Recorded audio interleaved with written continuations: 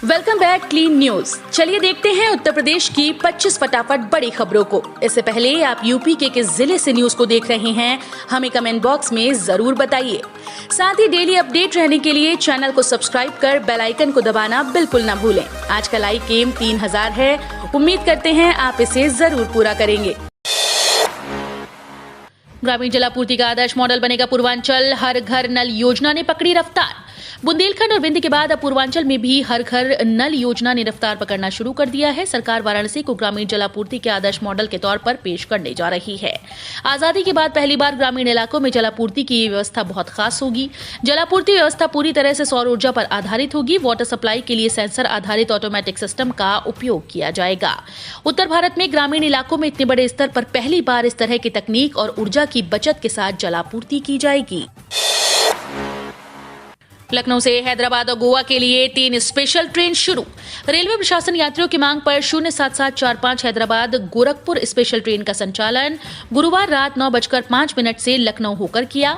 इसके अलावा Gorakhpur Madgaon special train 05029 का संचालन 27 नवंबर को और 07746 गोरखपुर हैदराबाद स्पेशल ट्रेन का संचालन 28 नवंबर को लखनऊ होकर किया जाएगा। इससे यात्रियों को वेटिंग से राहत मिलेगी। दिसंबर से हर महीने 2 बार फ्री में मिलेगा राशन। जाने क्या है मुफ्त में गेहूं और चावल मिलने का नियम। चुनावी माहौल सरकार ने अमेठी जिले के 1.5 लाख से अधिक कार्ड धारकों को बड़ी राहत दी है। अब इन्हें मार्च महीने तक फ्री में राशन मिल सकेगा। इतना ही नहीं, उन्हें राशन के साथ अन्य कई चीजें भी फ्री में बांटी जाएंगी। केंद्र सरकार द्वारा प्रधानमंत्री गरीब कल्याण योजना मार्च 2022 तक बढ़ाने का निर्णय लिए जाने से जिले के 3.5 लाख से अधिक कार्ड धारकों को लाभ मिलेगा। दिसंबर से मार्च तक लगातार 4 महीने हर माह 2 बार राशन का वितरण होगा। प्रदेश सरकार ने नियमित राशन वितरण को भी फ्री कर दिया है। इस तरह अब 4 माह में 8 बार निःशुल्क राशन का वितरण होगा।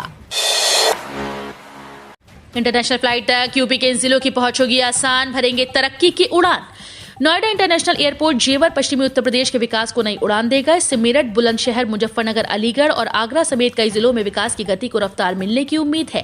फिलहाल इन जिलों से हवाई उड़ान के लिए लोगों को दिल्ली के इंदिरा गांधी इंटरनेशनल एयरपोर्ट का रुख करना पड़ता है। इसमें काफी समय खर्च होता है। इस एयरपोर्ट के बनने से दिल्ली नहीं जाना पड़ेगा। जेवर एयरपोर्ट बनने से मेरठ, बुलंदशहर से इंटरनेशनल उड़ान की दूरी कम हो जाएगी। जेवर एयरपोर्ट की पीएम मोदी ने रखी नींव। 2024 में पहली उड़ान का लक्ष्य। प्रधानमंत्री नरेंद्र मोदी ने गुरुवार की दोपहर नोएडा के जेवर में दुनिया के 4थे सबसे बड़े एयरपोर्ट की आधारशिला रखी। बेहद कम समय में इसका निर्माण पूरा करने की योजना तैयार कर ली गई। 2024 में यहां से पहली उड़ान शुरू करने का लक्ष्य रखा गया। शिलान्यास के बाद पीएम मोदी ने कहा कि एयरपोर्ट उत्तर भारत का लॉजिस्टिक गेटवे बनेगा। यहीं से देश विदेश के विमानों को सर्विस मिलेगी।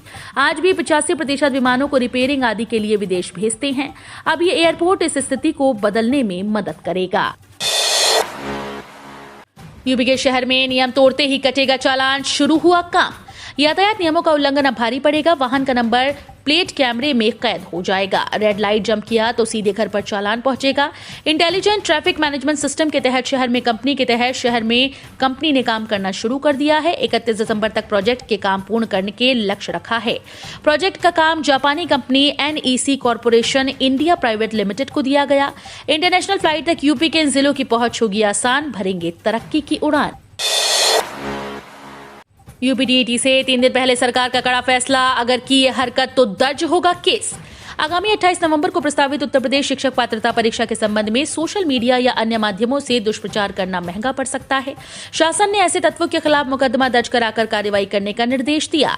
ये परीक्षा कड़े सुरक्षा प्रबंधों के बीच कराई जाएगी। अपर मुख्य सचिव बेसिक शिक्षा दीपक कुमार ने डीजीपी मुकुल गोयल को पत्र लिखकर शांतिपूर्ण ढंग से नकल विहीन परीक्षा कराने के लिए पुख्ता प्रबंध करने का अनुरोध किया है।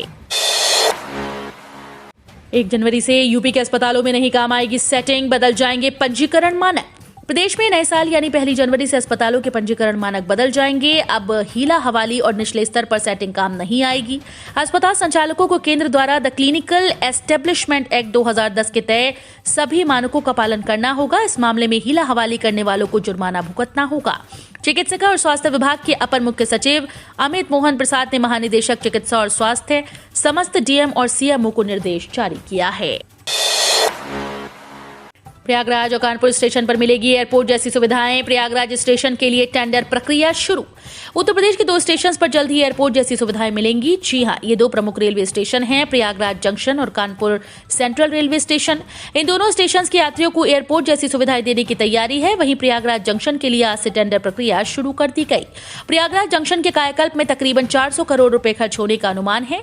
जानकारी के मुताबिक 2018 में ही प्रयागराज जंक्शन के कायाकल्प की योजना तैयार की गई थी। फास्टैग के ये नियम जरूर जान लीजिए, वरना हो सकता है नुकसान। यूपी में इतने एक्सप्रेसवे और हाईवे हो गए हैं कि अब हर आदमी उसी से सफर कर रहा है।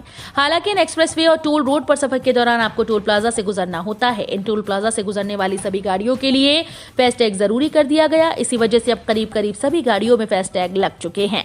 फास्टैग लगे होने से सेंसर के जरिए आपके फास्टैग अकाउंट से टोल टैक्स ले लेता है।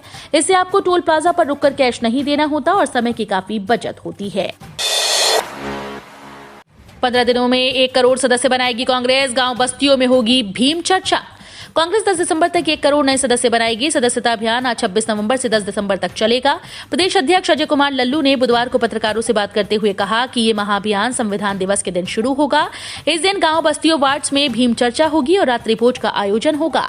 अभी कांग्रेस में 60 लाख सक्रिय सदस्य हैं। लल्लू ने संविधान निर्माता डॉक्टर भीमराव अंबेडकर को याद कर कहा कि संविधान दिवस के इस दिन महाअभियान की शुरुआत दलित बस्तियों से होगी। ओम प्रकाश राजभर का ओवैसी को भी गठबंधन में आने का न्योता। 10 से 15 सीट्स पर लड़ने का ऑफर। यूपी विधानसभा चुनाव में समाजवादी पार्टी के साथ मिलकर चुनाव लड़ने का फैसला कर चुके सुबह सपा अध्यक्ष ओम प्रकाश राजभर ने एआईएमआईएम चीफ असदुद्दीन ओवैसी को भी साथ आने का न्योता दिया। राजभर ने सपा के साथ गठबंधन से पहले ओवैसी के साथ मोर्चा बनाकर चुनाव के मैदान में उतरने की घोषणा की थी। सीट्स का कोई फॉर्मूला तय होने से पहले ही ओवैसी ने 100 सीट्स पर लड़ने की घोषणा कर दी थी। उधर शिलान्यास, इधर उड़ान। कुशीनगर इंटरनेशनल एयरपोर्ट पर आज उतरेगी पहली फ्लाइट। एक तरफ यूपी के पश्चिमी भाग में नोएडा के जेवर में इंटरनेशनल एयरपोर्ट का शिलान्यास किया गया, तो दूसरी तरफ पूर्वी हिस्से में मौजूद कुशीनगर इंटरनेशनल एयरपोर्ट से उड़ान का इंतजार खत्म हुआ। आज शुक्रवार से कुशीनगर एयरपोर्ट से घरेलू उड़ान शुरू हो जाएगी। स्पाइस जेट की फ्लाइट दोपहर 12 बजे दिल्ली से उड़ान भरकर 1:35 पर कुशीनगर अंतर्राष्ट्रीय एयरपोर्ट पर पहुंचेगी। यहां 20 मिनट ठहरने के बाद वही फ्लाइट 1:55 पर दिल्ली के लिए उड़ चलेगी।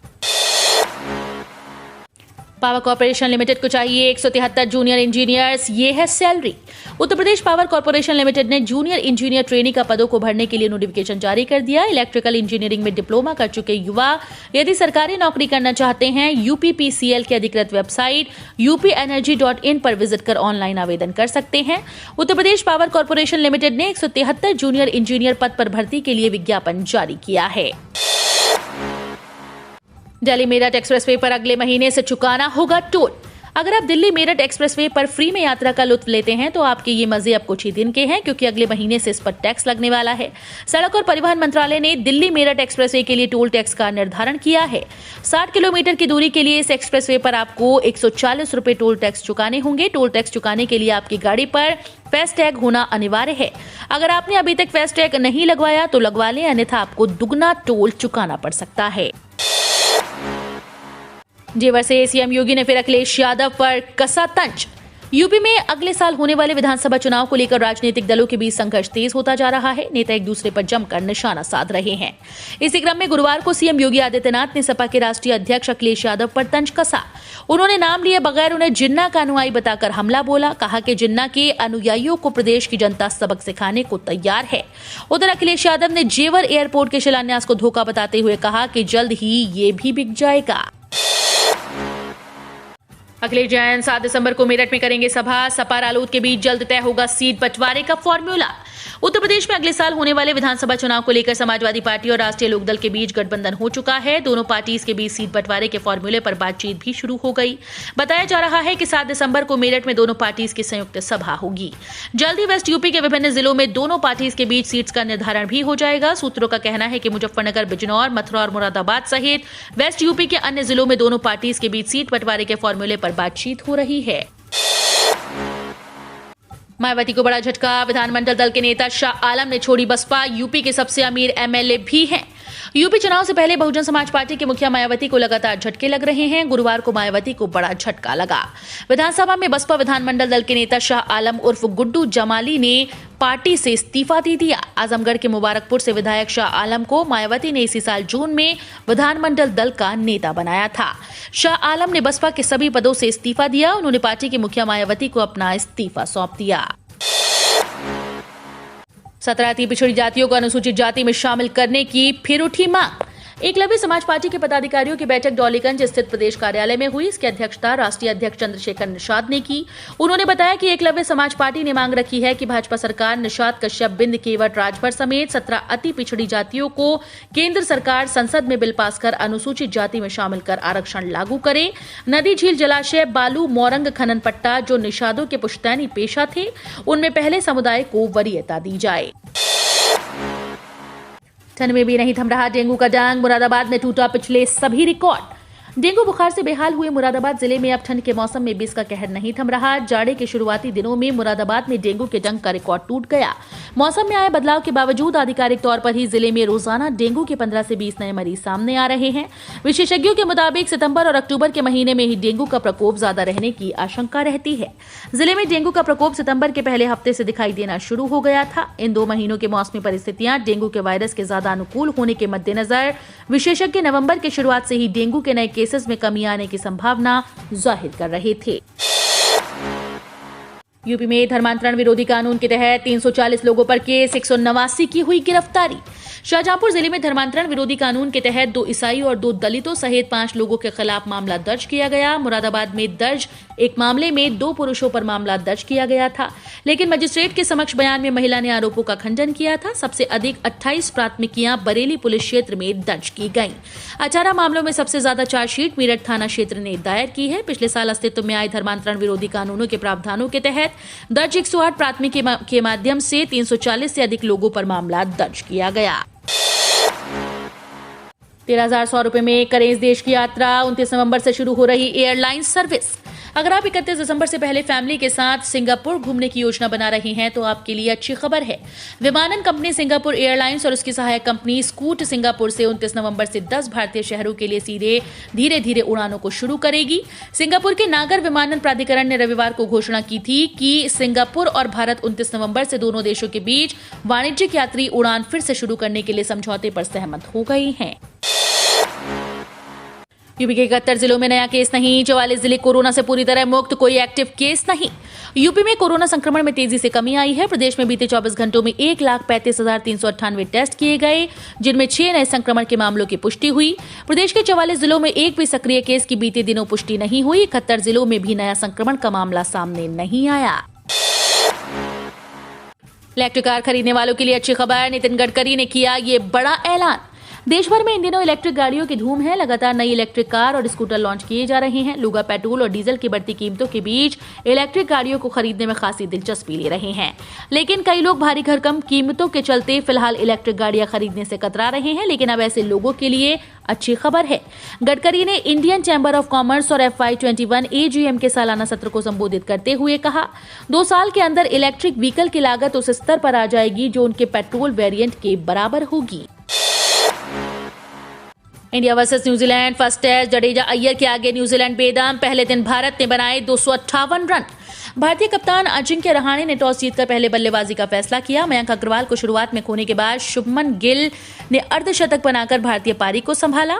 हालांकि दूसरे सत्र में गिल, पुजारा और रहाणे के विकेट भारत ने गंवा दिए। 145 रनों पर 4 विकेट गिरने के बाद जडेजा और अय्यर ने नाबाद 113 रनों की साझेदारी कर भारतीय पारी संभाल ली। अपना पहला टेस्ट खेल रहे श्रेयस अय्यर 75 और रविंद्र जडेजा 50 रन बनाकर नाबाद हैं। हम रोज ऐसे ही न्यूज लाते रहेंगे। यदि आपने अभी तक क्लीन न्यूज यूपी को सब्सक्राइब नहीं किया है तो फटाफट सब्सक्राइब कर लें। साथ ही बेल आइकन को प्रेस करना बिल्कुल ना भूलें ताकि लेटेस्ट अपडेट मिस ना हो।